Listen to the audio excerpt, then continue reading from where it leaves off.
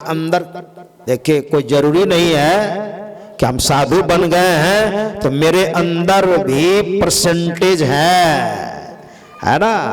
अगर 100% नहीं है, 50% ही सही मेरे अंदर भी है, या हमारी तरह साधुओं के अंदर भी हो सकता है।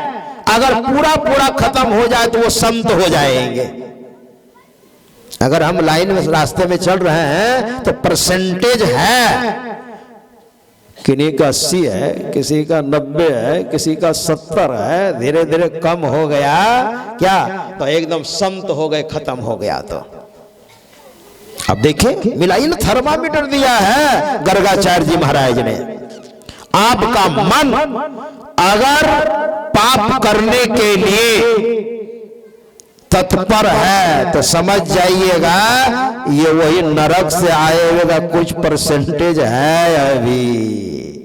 तब उसको मन को कहा रोकिए ना, मन एवं मनुष्याणाम कारण बंधन मोक्षयो, ये बात है। और 100% अगर दूसरे को दुख देने के लिए तत्पर है तो पूरा पूरा भी है, पूरा पूरा है अभी, 100% है अभी। तुष्यंती भोजने, महाभारत में लिखा है, तुष्यंती भोजने विप्राहा। ब्राह्मण कब प्रसन्न होते हैं? जब बढ़िया बढ़िया दूध युक्त भोजन मिल जाए। देखिए, ब्राह्मण को तो निंदा की गई है, भोजन तो सबको अच्छा लगता है क्या? बढ़िया भोजन किसको अच्छा नहीं लगता है? लेकिन महाभारत में कहा है तो बोलना ही पड़ेगा। तुष्यंती भोजने विप्राहा, ब्राह्मण कब प्रसन्न होते हैं? जब दूध युक्त भोजन अगर मिल जाए तो खुश हो जाएंगे। तुष्यंती भोजने विप्राहा, ये ब्राह्मण की परिभाषा है। मयूरा घन गर्जने, और मयूर कब प्रसन्न होते हैं? जब बादल उमड़ते घुमड़ते हैं तो मयूर प्रसन्न होते हैं। मयूरा घन गर्जने साधवः पर कल्याणे, और साधु पुरुष दूसरे के उपकार में वह सुखी है तो हम भी सुखी हैं, और वह दुखी है तो हम भी दुखी हैं, है ना। सर्वे भवन्तु सुखिनः, इसलिए तो कहते हैं सब कोई सुखी हो। सनक सनंदन सनातन सनत कुमार, ये चारों ऋषि सुबह उठ करके और परमात्मा से प्रार्थना करते हैं, हे परमात्मा, आपसे मेरी विनती है, आरजू है कि संपूर्ण संसार के प्राणी सुखी हों। वो सुखी होंगे तो हम भी उसी समाज में है ना, इसलिए हम भी सुखी होंगे। तब सर्वे भवन्तु सुखिनः, ये वेद वाक्य है। साधु पुरुष किसी का अनभल नहीं चाहते हैं, सब कोई सुखी हो। सर्वे भवन्तु सुखिनः सर्वे सन्तु निरामयाः, सब कोई निरोग हो, क्योंकि बीमारी हो जाएगी तो दुखी हो जाएंगे। हे परमात्मा, सब कोई निरोग हो, आपसे मेरी विनती है, प्रार्थना है, सब कोई सुखी होंगे तो हम भी सुखी होंगे। सर्वे भद्राणि पश्यन्तु, सब कोई ज्ञानी हो, अज्ञानी कोई ना रहे। मां कश्चित् दुख भाग भवे, और दुख का भागी कोई ना हो। ये ऋषि लोग प्रार्थना करते हैं।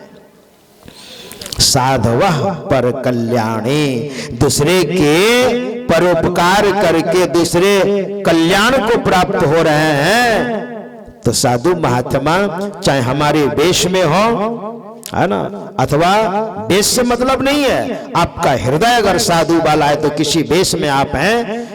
देखिए, दो तरह के सन्यासी होते हैं, दो तरह के सन्यासी होते हैं, एक लिंग सन्यास और दूसरा अलिंग सन्यास।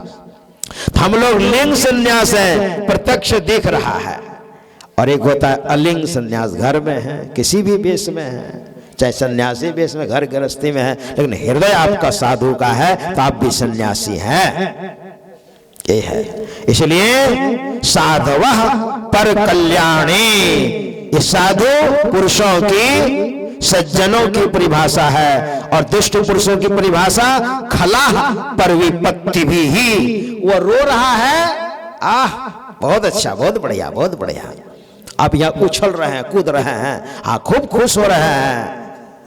वो एक तो दृष्टांत महापुरुष लोग देते हैं, दुष्ट प्रकृति का आदमी था वो, और बड़ा जलता था समाज में, हमसे कोई बड़ा ना हो, बहुत जलन।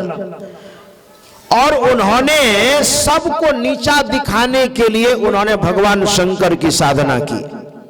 मानस ध्यान जब सिद्ध हो जाता है ना, जैसे जप है, गुरु ने जो बताया है, जप और मानस ध्यान जब सिद्ध हो जाएगा तो जो मन में इच्छा कीजिएगा वही आपके इष्ट देव प्रदान करेंगे। गुरु मूर्ति गुरु की मूर्ति मन मही ध्यावे, जो इच्छे सोई फल पावे। जो इच्छा कीजिएगा वो फल मिल जाएगा। एकदम प्रत्यक्ष अगर मानस ध्यान हो गया है तो वाक सिद्धि हो जाती है, जो बोलिएगा हो जाएगा। उसी को लोग बोलते हैं आशीर्वाद, है ना। तो वो दुष्ट आदमी था, लेकिन भावना दुष्टता थी। भगवान शंकर का खूब ध्यान किया दूसरे को दुख देने के लिए। इसको तमोगुनी रजोगुनी साधना बोलते हैं। भगवान शंकर आ गए, मानस ध्यान सिद्ध हो गया, कहा वर मांगो। भाव है गुरु के आगे, इष्ट देव के आगे जो इच्छा कीजिएगा वो मिलेगा आपको, वो पदार्थ मिलेगा। तो उसने कहा 2 वरदान दीजिए। कहा क्या क्या?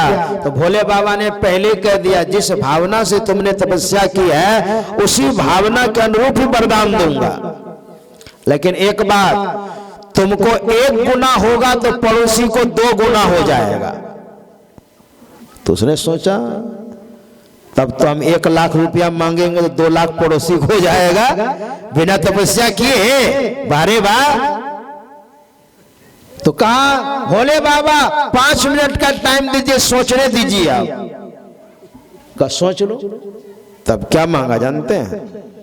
कहा आप 1 वरदान में तो हमको ये दे दीजिए कि मेरे घर के आगे 10 फुट का कुआं हो और 10 तल्ला मकान हो। तो भोले बाबा ने कहा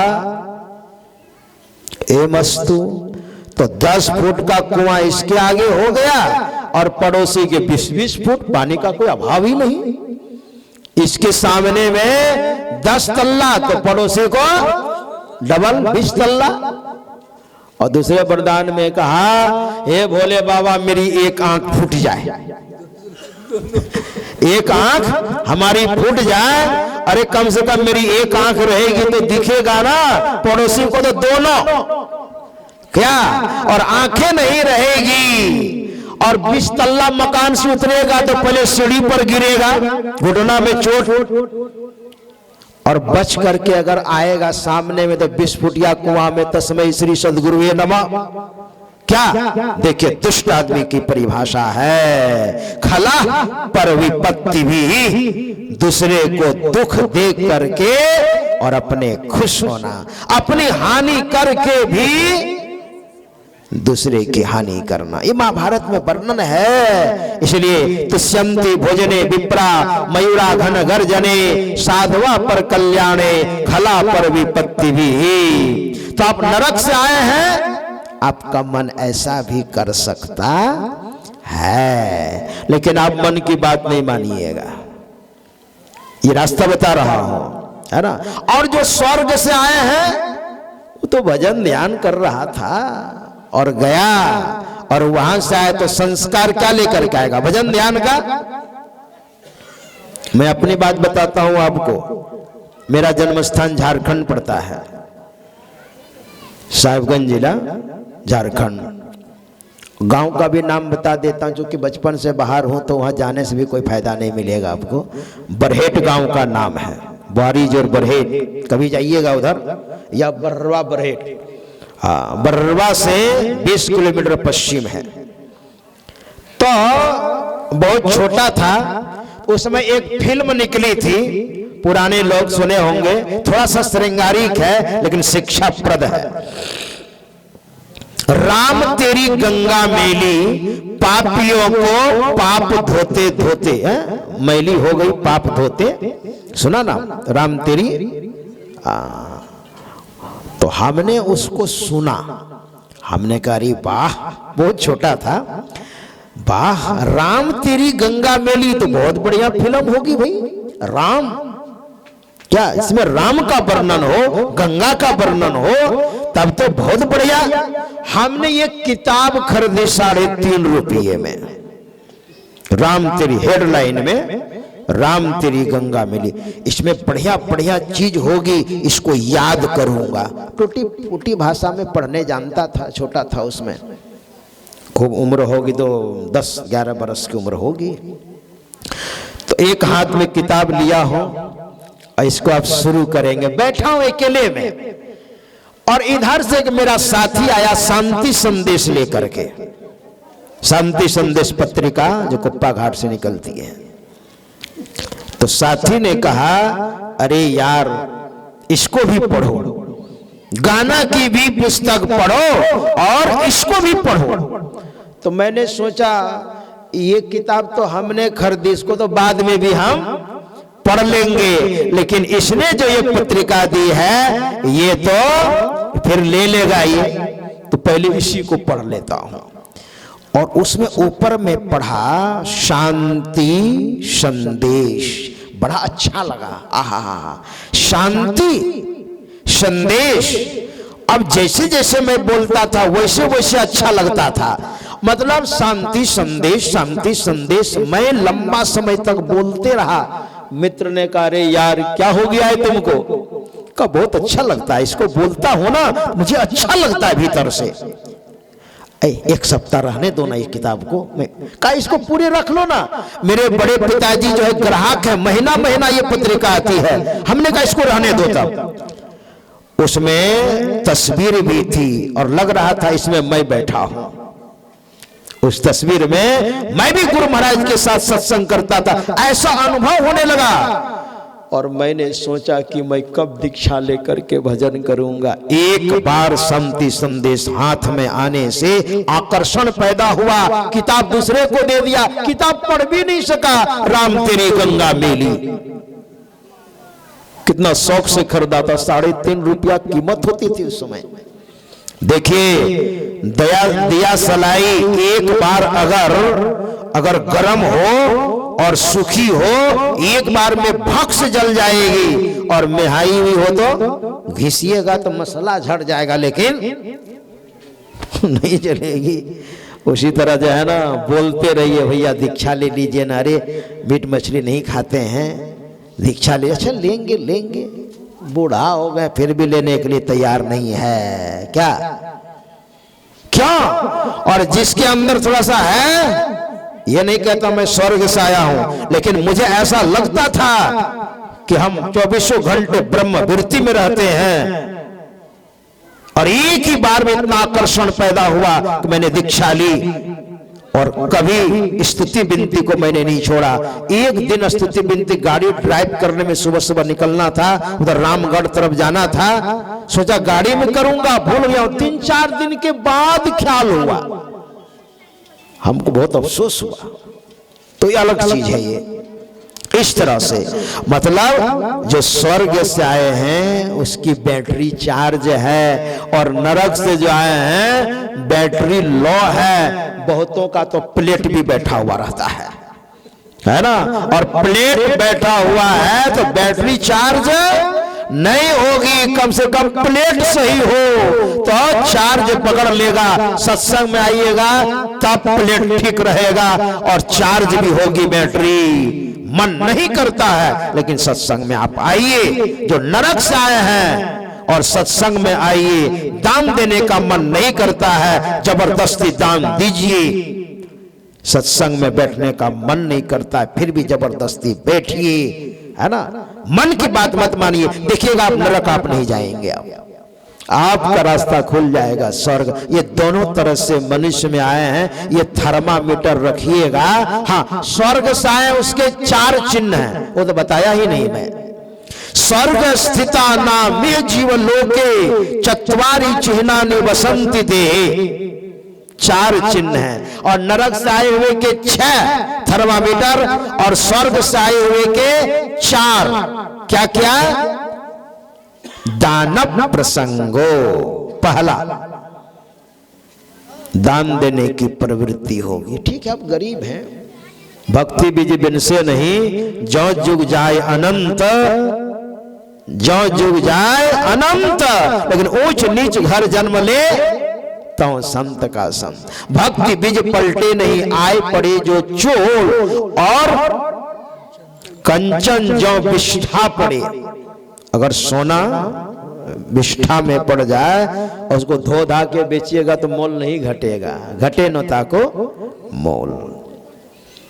भक्ति बीज बिन से नहीं, दान पुण्य नहीं किया है तो स्वर्ग गए, आए दान देने का मन है लेकिन कुछ है ही नहीं तो देंगे क्या, लेकिन देने का मन है, दान प्रसंगो, और है तो दीजिएगा।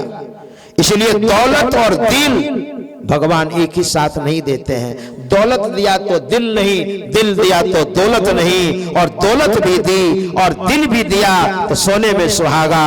तो वह आदमी दान करता है। और यक्ष ने पूछा था, युधिष्ठिर महाराज से प्रश्न किया था, किनका नाम होता है? दान मेक पदम यशः।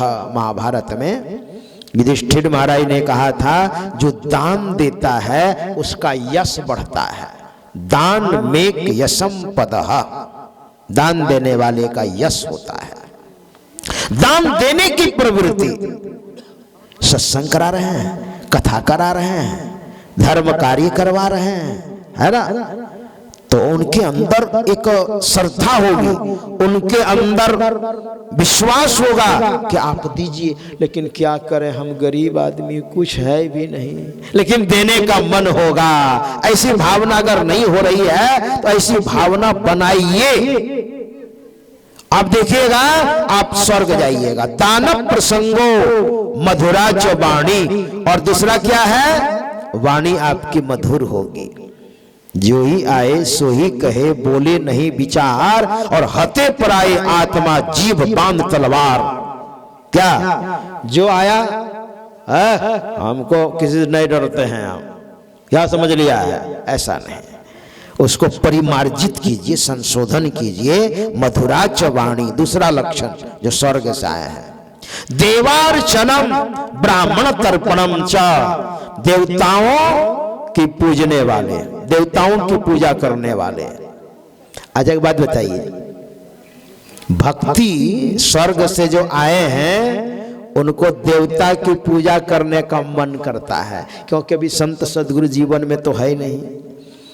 जिनका विग्रह स्वरूप आप देख रहे हैं सदगुरु महर्षि में ही परमहंस देव जी महाराज, ये पहले भगवान शंकर की पूजा कांटी गाड़ करके करते थे, है ना। अब भोले बाबा को कहां खोजने जाए, लेकिन भीतर में वो संस्कार है, कांटी गाड़ करके और भोले बाबा समझ करके और जल डालते थे, भोले बाबा की पूजा करते थे। भोले बाबा की पूजा ये निरर्थक नहीं है, ये प्राथमिक विद्यालय है। लेकिन आगे बढ़ना हो और यहीं लटक के रहिएगा तो कभी विद्वान नहीं हो पाइएगा। इसलिए आगे बढ़िए। और जीवन में जब संत सदगुरु मिल गए, दरिया साहब संत हो गए। उन्हीं के एक शिष्य से, जिनका नाम था रामानंद स्वामी, हमारे गुरुदेव ने दीक्षा ली, मानस जप, मानस ध्यान और दृष्टियों की जगह पर त्राटक। लेकिन संतुष्ट नहीं थे गुरु महाराज। भोले बाबा किसके पहले पूजा करते थे, गुरु की खोज में। जब उनसे पूछते थे दृष्टि साधन क्या है, नादानुसंधान क्या है, तो वह गुरु नहीं बता पाते थे। तब संत मत में आए, समझे 3 महीने तक सोए नहीं। दिन में गुरु की सेवा, रात में संत मत की खोज। और जब बात समझ में आ गई तब दीक्षा ली और दृष्टि योग और नादानुसंधान करके, जप ध्यान करके और महान बने। लेकिन भीतर में जो स्वर्ग से आए हैं, पूजा करने का मन करेगा, है ना। देवार्चनम, पूज्य पाद संसेवी बाबा, जब उनकी उम्र 19 वर्ष की थी और पहला दर्शन गुरु महाराज का कनखुदिया में हुआ था। अररिया जिला शायद पड़ता है क्या, कनखुदिया। और पूज्य पाद संसेवी जी महाराज बहुत गरीब घर के थे। घर में जब उनके पिताजी एक्सपायर कर गए और भाई लोग थे, अब कैसे परिवार चलावे, तो बच्चों को पढ़ाने के लिए एक आदमी के यहाँ गए थे कि कुछ पैसे मिल जाते थे और बच्चों को पढ़ाते थे। उसी में सत्संगी लोग मास ध्यान साधना में जा रहे थे। 1 महीने का ध्यान चल रहा था, जहाँ गुरु महाराज आए हुए थे। उन सत्संगियों के साथ में पूज्यपाद संसी बाबा भी चले गए। ओहो, हम काहे बोलेंगे उसको। तो पूज्यपाद संसी बाबा जब गए, सत्संग सुने और उनके साथ सत्संगी लोग एक टाइम अपराह्न काल का सत्संग करके टहलने निकले। गुरु महाराज आगे हैं और सत्संगी लोग पीछे हैं। तो एक सत्संगी गुरु महाराज से कहते हैं और उसके पीछे संसी बाबा पीछे। 19 वर्ष की उम्र, दीक्षा उक्षा कुछ नहीं लिए, पहला दर्शन। तो एक सत्संगी कह रहे हैं हुजूर, गुरु महाराज से टहल भी रहे हैं और कह रहे हैं हुजूर, 2 तरह का शब्द होता है, एक वर्णात्मक, दूसरा ध्वन्यात्मक। ध्वन्यात्मक का ध्यान होता है, वर्णात्मक का वर्णन होता है। ध्वन्यात्मक शब्द लिखा पढ़ा नहीं जाता है और वर्णात्मक लिखा पढ़ा जाता है। पूज्यपाद संसी महाराज ने कहा उसमें टपक करके बीच में कि वर्णात्मक शब्द भी बहुत ऐसे होते हैं जो लिखा पढ़ा नहीं जाता है, बहुत ऐसे होते हैं। गुरु महाराज ऐसे मुड़ करके देखे, ये कौन नौजवान है भाई, ये सूक्ष्म बात। तो गुरु महाराज पूछते हैं कहां से आए हो, क्या नाम हुआ, एड्रेस पूछे। कहा हुजूर, सत्संगी लोग आ रहे थे आपके दर्शन के लिए, मैं तो विद्यार्थियों को पढ़ाता हूँ यहाँ पर, तो वही इनके साथ हम आ गए। अच्छा, मेरे रसोई घर में आप भोजन कीजिएगा, ठीक है। घर में कौन कौन है, मतलब गुरु महाराज के अंदर एक सहानुभूति, एक सौहार्द हुआ कि ये बहुत तेज है, ये बहुत संस्कारी है। और देखा गुरु महाराज ने उनके भीतर घुस करके, तब न पूछा। पहला दर्शन में पूज्यपाद बाबा साहिब स्वामी जी महाराज बहुत गरीब घर के थे, बहुत गरीब घर के। चरखा चलाने के लिए पश्चिम भी गए थे, लेकिन वहां नहीं चल पाया काम। जब कपड़ा बनाया जाता था वो भी किए हैं। सकरोहर में एक रिश्ते में फूफाया कुछ भी लगते, उनकी बहुत जमीन जगह थी, देख रेख करने के लिए, कैसे खेती हो, है ना, धान है, गेहूं है, मकई आदि आदि। तो उसके लिए इनकी ईमानदारी को देख करके जमीन वाले ने 7 बीघे जमीन दी पूज्यपाद बाबा साहिब स्वामी जी महाराज को। उनके बेटे अभी उपभोग कर रहे हैं। और भीतर में तो संस्कार की तीव्रता है। वही महेश खूट के पास गुरु महाराज आए थे, गुरुदेव का वहां पर सत्संग हो रहा था, बहुत भीड़ थी। और उस भीड़ में चंद्रमा की तरह चमक रहे थे गुरु महाराज। तो पूज्यपाद बाबा साहिब स्वामी जी महाराज ने सोचा, इतनी भीड़, एक साधु को देखने के लिए तो मैं भी जाऊं, देखूं। और गुरु महाराज का पहला दर्शन किया, खिंचा गए पूज्यपाद बाबा साहिब स्वामी जी महाराज। वो तो कई जन्मों का संस्कार था, भजन ध्यान का, है ना, एक ही बार में। और यहाँ पर इतने आदमी ना जाने गुरु महाराज को कितनी बार देखे होंगे। क्या पूज्यपाद बाबा ने पहली बार देखा, खिंचा गए, यही महापुरुष मेरे गुरु होंगे। कुप्पा घाट आश्रम गए और 1 सप्ताह परीक्षा उन्होंने दी। गुरु महाराज ने कहा आपका एग्जाम लूंगा, एग्जामिनर बन करके मैं। पूज्यपाद बाबा ने कहा अच्छा, देखते हैं क्या क्या एग्जाम ले रहे हैं, है ना। 1 सप्ताह रहे और जब एकदम परीक्षोत्तीर्ण हो गए और दीक्षा लेकर के ऐसी साधना की, एक संत का हृदय बन गए। ऐसे पूज्यपाद स्वामी चित्रानंद जी महाराज बोल रहे थे, चित्रानंद जी महाराज बोल रहे थे